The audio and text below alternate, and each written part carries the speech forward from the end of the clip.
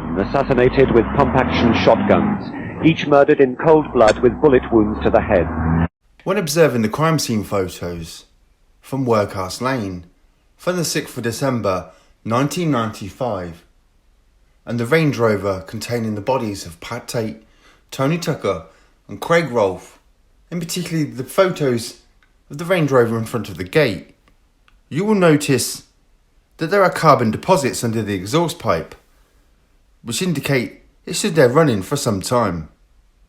There was also the confidential witness statement of Raymond Wright, who observes a Range Rover enter the lane between 1850 and 7 o'clock on the 6th of December, which he claims the Range Rover he saw had rear lamp guards.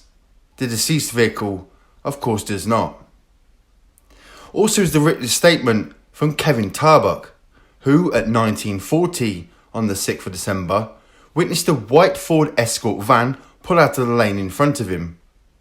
Now, according to the statement from Darren Nicholls, it was him himself that was in the VW Passat in the frame and not an Escort van. Police at one stage had Tarbuck as a confidential witness. The Range Rover Raymond Wright saw entering the lane at 1850 on the 6th of December with the rear lamp guards was clearly not the deceased vehicle. What makes this interesting is that Raymond Wright sees three men of large stature occupying the vehicle. The one sitting in the rear offside seat is wearing a fawn light coloured top and not overalls. One of the exhibits in the trial of Michael Steele and Jack Wombs was a photograph of Darren Nicholls and Michael Steele together, where Nicholls is wearing such a top as described by Raymond Wright. Rebecca Carr identifies a Range Rover also on the 6th of December 95 at the Rettendon Turnpike at 17:45 with three occupants. Pat Tate is identified as the rear seat passenger and Tony Tucker resembles one of the front seat passengers. Rebecca Carr observes a Sierra type vehicle ahead of them, which she witnesses both the Range Rover and the Sierra pull into the farm shop at White House Farm.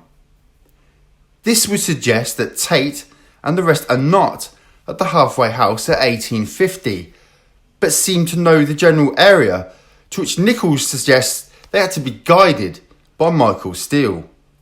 Raymond Wright, Rebecca Carr and Kevin Tarbuck are all independent witnesses who provide striking evidence, but the police only wish to produce Raymond Wright and no mention about the lamp guards. It is the appearance of Colin Bridge, Darren Nicholls' suicide jockey, who turns up at Jack Wombs' commercial premises driving a white Ford Escort van on the 6th of December 95, which magnifies the importance of the witness, Kevin Tarbuck. Darren alleged that the weapon used was a sawn-off, side-by-side shotgun and pump-action. Nicholls never sees the complete gun, just bits of sawn-off gun barrels. He never sees a full-length pump-action, which is almost 4 foot long, but is told of it later at Meadow Cottage. Critical alleged number of shots fired, Steele 4, Wombs 6, giving 10 rounds. Although never seen, just told of it, Nicholls tells us that the pump action holds quite a few rounds, yet Wombs has to reload the pump action after just 3 shots. Because of Nicholls' poor memory, this would have made an excellent cross-examination point. The victims receive 8 wounds, Tucker 3 to the head, Rolfe 2 to the head, Tate 2 to his head and 1 to his body. Just 7 shells are found at the scene of the crime, yet victims receive 8 gunshot wounds in total. 2 critical points emerge from these facts. Is it plausible that one shot caused 2 wounds? The first initially into Tate's head, which becomes a defective shot, which finally strikes Tucker in the back of his head, sitting directly in front of Tate.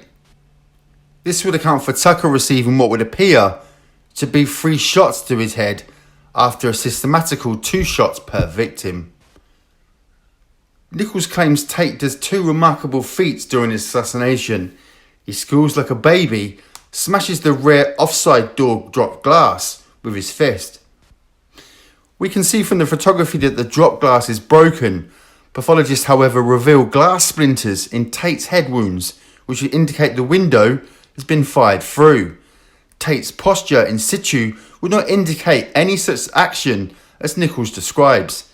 Tate, of course, holds his mobile phone in his right hand at the time of death. Tate's alleged comments whilst being shot merely mimic media coverage, a story by Steve Nipper Ellis, who claimed Tate squealed like a pig when he was being shot. More of Darren's fact into fiction. One has to consider, of course, if anyone can hear such squeals over the din of shotgun discharge. It is also evident that the victims did not know much about the actual shooting. Rapidity appears to have been of essence.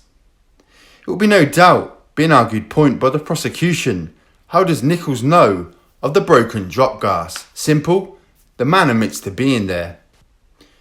The alleged murder vehicle is a B-Reg VW Passat, which originates from Nicholls. Shortly after the 6th of December 95, it becomes the property of John O'Connor, who, amongst other things, claims the vehicle has an exhaust that blew and leaked oil. Police scientists could find no evidence to place this VW Passat at the scene of the crime, not even oil spillage. Police scientists confirm gun residue is present on the rear seat of this Passat, although it is inconsistent with spent cartridge residue found at the scene of the crime. Police take statements from various witnesses who have used this vehicle to clarify if anyone has transported weapons in it. One such person holds a shotgun licence and of course owns guns. Another user of this vehicle is Roy French. The man Nicholls alleged approaches to purchase a gun for on behalf of Steele. French denies ever carrying a gun in this vehicle. However, police failed to confirm if Nicholls actually approaches French to purchase a gun, or to see if French knows the exclusive gypsy, Matty, who alleges knocks on Nicholls' door 3 days post the murders to sell him the 9-shot pump-action shotgun. No statement is ever taken from the close friend of DC Bird, namely Dave Troonley, who is the employer of Nicholls' by subcontracting. Troonley owned many shotguns and is a regular at clay pigeon shoots when they use the services of Nicholls as a chauffeur, and heavily drinking follows such meetings. Suicide Jockey Bridge makes an interesting comment on tape. He advises to keep clear of these people when they've had a drink, as they're likely to blow your head off. What we are expected to believe is that two intelligent men plan a professional assassination of copybook proportions, then decide to use a worn-out VW Passat with leaking exhaust system and its torque converter leaking oil, which is why Nicholls dumped the vehicle in the first place. At a last resort, they dupe Big Man into driving them there and from a murder scene regardless of false number plates. Nicholls tells us that the Passat has got rid of and the guns are destroyed and the clothing burnt. The fact is that there are no guns or clothing to destroy, hence the fact into fiction is destroyed when the police, to their surprise, recover the VW Passat. What possible reason would either Wholmes or Steele be telling Nicholls a vehicle is destroyed? If it is totally false, why would they be telling him lies? Because Nicholls believes Wholmes has got rid of the VW Passat at Nicholls' request. Wholmes leads Nicholls to believe it has been destroyed, but in reality it has been given to an associate. Hardly the act of a man who has ground up guns attempting to destroy evidence.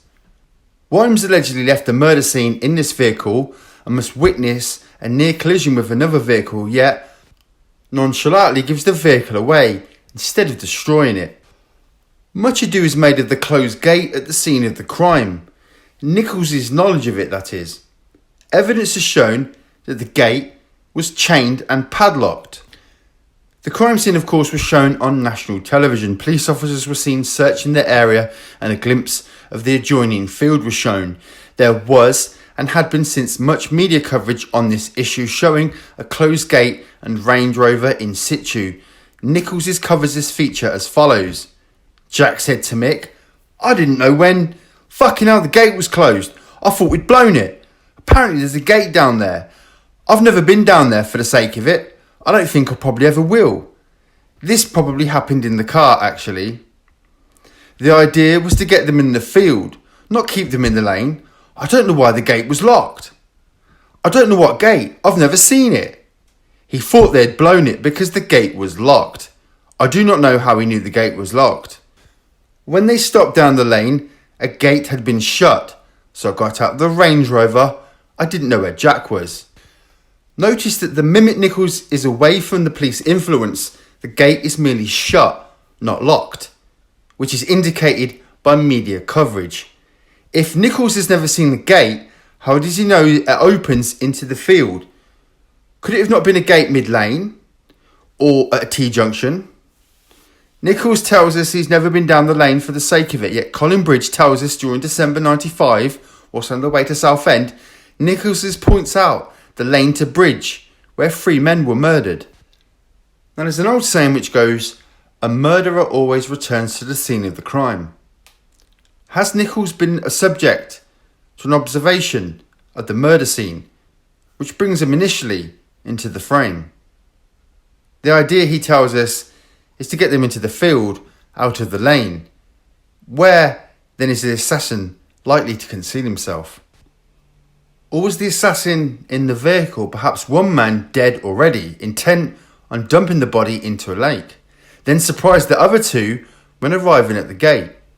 We must not forget where spent cartridges case were found. You of course will notice Nicholls claims the gate is locked in the interview. He never mentions chained or padlocked. Nicholls' next mistake is Lover's Lane, when asked if he knows the name of the lane and how did Steele know of its existence. Nicholls' poor memory drops into gear like a gearbox with no cyclomesh. We then get more fact into fiction. Media coverage announced the Workhouse Lane was popular with courting couples. This is Nicholls' piece of fact. His action swiftly follows. "Do you know what the name of the lane is called, Darren?" "I've got no idea." I said, "How do you know about the place then? Did you fly over it?" And he said, "No. I used to take girlfriends there when I was younger, like a lover's lane." Nicholls enters into verbal diarrhea, attempting to establish an assumed lover for Steele, which must be quoted in court to embarrass Nicholls and humour the jury. Before he bought his first house, he was taking women down Lover's Lane. I don't know how. I don't know a lot about the bloke. I said, "How do you know this spot? Did you fly over it?" And he said, "No, I used it as a Lover's Lane. It was always used as Lover's Lane." One of Nicholls' quotes fits into here quite nicely. So this is just a story. It was made up. I said, "How do you know an aeroplane could land in that field?" I don't remember him saying, "Oh, I've landed one in it." But he did say something like that. Well, I have flown over and checked it out, like an aeroplane could land in that field. Another fitting quote, "I fucked the story up again." You hear half the story and take the rest for granted. This is clearly a factitious diseased mind at work, but it gets even better. If the alleged cocaine deal was just a ploy, what would be the purpose of assessing whether an aircraft could land in this field? Nicholls' lack of aviation knowledge unmasks him as a fraud. A pilot would glean little satisfaction over flying over a site to accessibility for landing, except in an emergency, if it were possible. The site would have to be physically inspected. It could well be a bog fall, you could tell from a closed cockpit. Nicholls does not describe a pilot's attitude or view, merely a non-aviator's fabrication. We clearly know that Nicholls' motive for murder, a 40k loan to Tate from the infamous Mullock brothers, is a total fabrication. His finest example of fact into fiction to date. The Mullocks, of course, are bungling undercover Irish-speaking cops, the Mullock cops.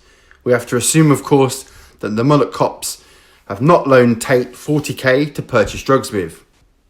However, in light of DC Bird and DC Stimpson and the content of the Mullock cops' taped phone calls with Steele, it becomes a debatable, serious issue. Nicholls alleges an importation on the 8th of the 11th 95 by Steele turns out to be the poor quality Tate is invested in.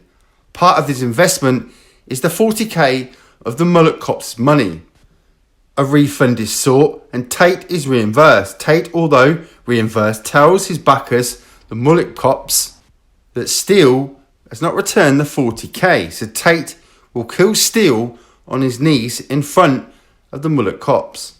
This, Nicholls tells us, is all fed back to Steele via Sarah Saunders. Steele plots to murder Tate and the others for this and plans to lure them to a clandestine drop zone under the guise of importation of cocaine. Aircraft will be the mode of transport. Nicholls claims the bait is just 5 kilograms of cocaine compared with Donna Jaggers' 30 kilograms of coke. This alleged cocaine deal was the prosecution's first motive for murder, as Steele was to be ripped off of his share of the cocaine. It is now adopted as bait. It has been my benefit all along that this scam to lure Tate and the others to Death Alley is purely fact. Nicholls fiction. Nicholls imports the impure cannabis which is sold to Tate prior to the 8th of November 95. Tate gets reimbursed but fails to return all the cannabis supplied to him, which Nicholls believes to be of good quality. It is Nicholls who now plots to kill Tate and the others. Notice the Mullock brothers are not in the Range Rover. Nicholls tells greedy Tate Steele is to fly 5 kilograms of cocaine into the country and knows exactly where and when. They're going to fucking kill the pilot.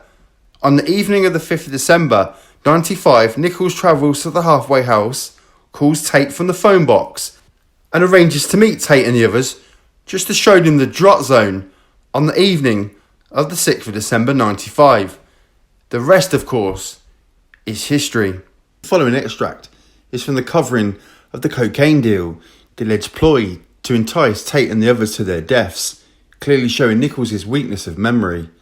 Nicholls' alleged conversation with Steele on the way to the halfway house on the 6th of December is quoted as, "I've got to sort everything out with Pat. It's gone far enough. We're going to have to talk about it." He said, "So we're going to have to do another deal together. We've got a big coke deal going down. We're all going to earn plenty of money, blah, blah, blah. I'm staying at the halfway house to have a drink with Pat and to make friends." This is a critical statement from Nicholls. He maintains rigorously throughout he only hears of a falling out between Steele and Tate after the murders, which he claims comes via Sarah Saunders. It is the intent which Nicholls speaks indicates he is knowledgeable whilst Tate is alive. Nicholls is crystal clear when he alleges to be told of the cocaine deal whilst driving to the halfway house on the 6th of December 95. It is also obvious much money is to be earned. There is no mention of a ploy to murder. Nicholls once again is crystal clear. Quote, "I can't understand why Jack wasn't going with them in the Range Rover to show him where an airplane will be landing with cocaine in the future." Once again, in the above, it is the tense which Nicholls speaks the all-important. Nicholls has clearly stated when he is told of the cocaine farce, but DC Winston finds it necessary to ask him again. We get two answers. Quote, in going down like that, they're making it as if they were. DC Winston asked yet again. Quote, "I don't know. I'm not sure he might have. It might have been said. I think so. It's something that I really put out of my mind quite a lot. I don't think it's been mentioned, that story like that to me before that day. I'm certain it hasn't." Notice Nicholls still hasn't mentioned it's a ploy. Once again, Nicholls is asked again on the same day during a later interview the same question, but this time the question is popped by Brown, which is an obvious prompt.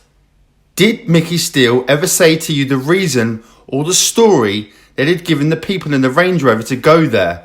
What Brown seeks is mention of a ploy. So far, Nicholls is telling us a genuine cocaine deal is being hatched. Nicholls now quotes, "Like I said, I'm not sure if I heard the story before or after, but I'm a bit of both." Nicholls now begins to unmask himself. They were showing him where an aeroplane was going to land in the field. The thing from him was that he killed the pilot. Who does he mean by him? Tate? Fuck him. Where have all the money? Him? Does he mean Steele? Where have all the drugs away? 5 kilos of cocaine. This is something Mick pulled out of his head. Something that appealed to Pat because he loved cocaine. Nicholls here presumes and appears knowledgeable of Tate's lusts. Does not the aforementioned quotes appear a little déjà vu, similar to DC Bird and Nicholls plotting over a telephone line to steal cash and drugs? Or rather odd that Steele is setting himself up to be ironed out, e.g. kill the pilot. It is now that Nicholls tells us exactly whose idea it was to bait Tate and the others. Quote, "Originally, it was for a deal that was in my mind, and now I know it was they that showed him the deal was going to take place there, and then he was going to show them where an airplane was going to land in the field at the bottom of the lane. Quote, the pilot will be having a large amount of cocaine, and all they had to do was kill the pilot and have the cocaine. That was the ploy." We now have a question asked by DC Winstone, which I feel sure he wishes he'd never asked, and Nicholls assumes it is another prompt, as his reply is bizarre. Quote, "Did they say what was likely to happen to the aeroplane they're on? Where does Winston get they from?" How many times does Nicholls have to tell this half-wit? It's a ploy. There is no aeroplane. But there's no stopping Nicholls. Nicholls' reply, quote, "Again, can't remember. You hear half the story. The rest you take for granted. I'm not sure if they were going to make it look like... I can't remember. I've had it in my mind originally. I thought they were going to do the pilot and then burn the plane. Probably with the pilot in it. To make it look like some sort of accident. Ploy to get them there. All you got to do is kill the pilot. I'm thinking about it. I've got a feeling that Mick was saying he was going to kill the pilot. I think he was saying that in his mind that they would kill him, take the drugs and that was the reason for killing them. I think he set them up to believe, once again, very déjà vu. I thought I set him up to get them nicked." Did you in fact set Tate and the others up to murder them? Notice Nicholls pulls another motive out of his hat, this time because of what Steele assumes Tate is planning to do to himself at Steele's own murder plot. Nicholls also introduces the non-return of drug refund money as another motive. Quote, "Did you do him for their do over that money?" Of course, Nicholls has told us no fewer than 4 times that Steele returns the cash to Tate. A classic slip of the tongue, quoted as saying, "Pat was saying how much he hated me." Nicholls, how much he'd fucked him up with the drug deals. We should remember here that Nicholls claims that Tate has been reimbursed with his cash. He also ended up with 1/3 of the 100 kilos for free and nicked the 40k from the Mullocks. Yet he feels, according to Nicholls, he's been fucked up with drug deals. And finally, Nicholls alleges a VW Passat once owned by him is used for the triple murders. A vehicle prone to police spot checks travels to a murder scene with 2 shotguns concealed inside a chippy's bag sat on the rear seat, along with a set of false number plates, a coat and surgical gloves. After the murders, leaves the vicinity, then drives back past the murder scene with the murder weapon still on the back seat, presumably inside a chippy's bag with, of course, blood-stained surgical gloves. Nicholls was quoted earlier as saying, "I wanted them arrested for drug smuggling, so they're out of my life. Because if they're arrested for murder, there's only one person that could probably say who done it. They were out of my life. They were going to do at least 15 years, you know. If you're going to be away for at least 10 years, that's quite good, ain't it, you know? He ain't young. Perhaps he'll die, if I was lucky, when he was away, you know. I couldn't go and say, like I'd know who'd done the murder." What you are clearly telling us here, Mr. Nicholls, that even prior to your intention as an alleged police informer, your aim was to set up Steele and Worms to get them nicked. You tell us that Steele and Worms had a pact between them, that they would both shoot their victims, so neither would be able to tell on the other at a later date. You want us to believe that this very clever man, Michael Steele, that's had this pact with Jack Wilmes and leaves loose ends about, such as you. Clearly, Darren is a firm believer that you have to have an excellent memory to be a good liar. Unfortunately for Darren, that was one of his very big weaknesses. It's just a shame for Michael Steele and Jack Wilmes that the jury at the court of the Old Bailey never saw through Darren's many, many lies.